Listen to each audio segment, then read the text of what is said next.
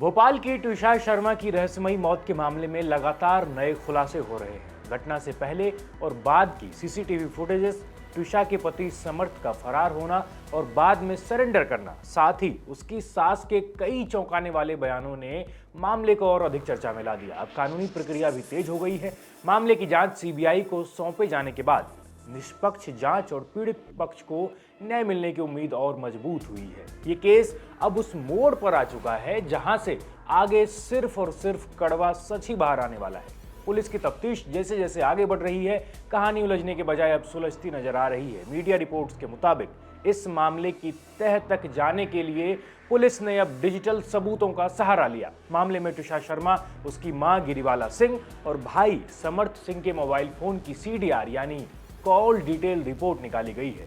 Police को अंदेशा है कि इस पूरी मौत की स्क्रिप्ट मोबाइल की उन्हीं कॉल्स और चैट्स के भीतर दफन है जिन्हें शायद दुनिया की नजरों से गायब करने की कोशिश की गई थी।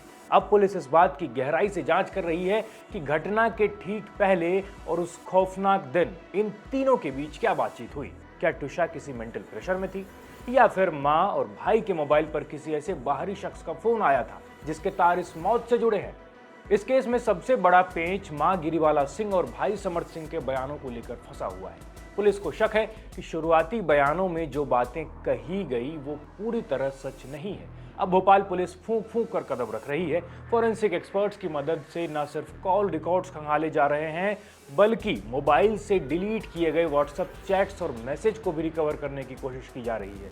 अगर गिरिबाला और समर्थ के बयानों की टाइमलाइन और मोबाइल डेटा की टाइमलाइन में जरा सा भी अंतर यानी मिसमैच पाया गया तो पुलिस का शिकंजा इन पर और कसा जाएगा। सुसाइड अबेटमेंट से लेकर हत्या की साजिश तक हर उस एंगल पर जांच की सुई घूम चुकी है जो इस केस को वाटर टाइट बना सके। सीबीआई से मुलाकात हुई है और सीबीआई ऑफिसर्स ने अपनी कार्रवाई शुरू कर दी है और केस डायरी हैंडओवर की हमारी कार्रवाई चल रही है। जैसी डायरी कंप्लीट होती है बाकी पूरी चीज हैंडओवर हो जाएगी।